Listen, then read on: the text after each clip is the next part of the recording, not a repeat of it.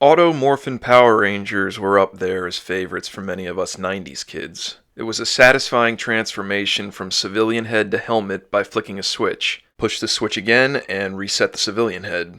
As the series progressed to later seasons like Zeo, the Auto Morphin figures were improved upon by not having to reset the heads and could just be morphed over and over again uninterrupted. When the Turbo series figures came out, they not only continued the endless morphing feature, but they also added an arm motion to simulate firing their blaster. While it's cool in theory, there's now more mechanics in the figure to malfunction. Just like this figure here. The arm motion appears to be working, but the flip head action feature does not work. Let's crack this open and see if we can make some corrections. Okay, so the folks over Bandai made this easy for us, as we only need to unscrew this rather than crack a weld. Thank you so much. Although I got pretty frustrated trying to separate these halves, only to discover a screw behind the left arm socket. Noted. At first glance, you can kind of see how it functions. That white piece attached to the leg pivots to activate both spring gimmicks simultaneously. Upon further inspection, I found this chunk of white plastic, and there's where it goes. Looks like that bolt was forced out, and it no longer has the stability necessary to activate the flip head gimmick. Luckily, there's still some hold where the plastic broke, so we can pop that bolt back in and reinforce it with some super glue.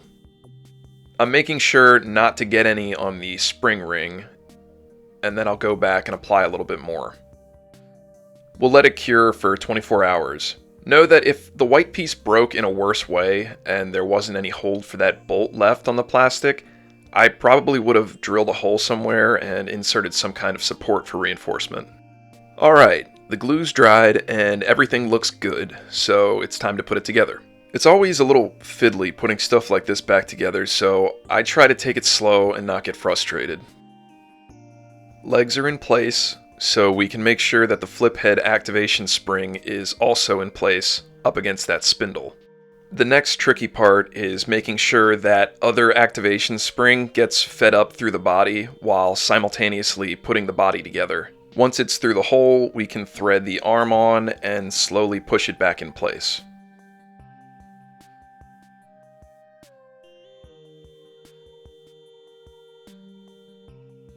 Making sure everything's flush, we can put our screws back in place. We can also pop our other arm back on. I always prefer to test little action features like this when it's put together correctly and not before, as I might jar something loose in the process. And it looks like it's working great. If you have any of these Turbo figures lying around that suffer from the same issue, I'd give fixing them a try, as they've become a little harder to find than Mighty Morphin figures over these years. See you all in the next Revive.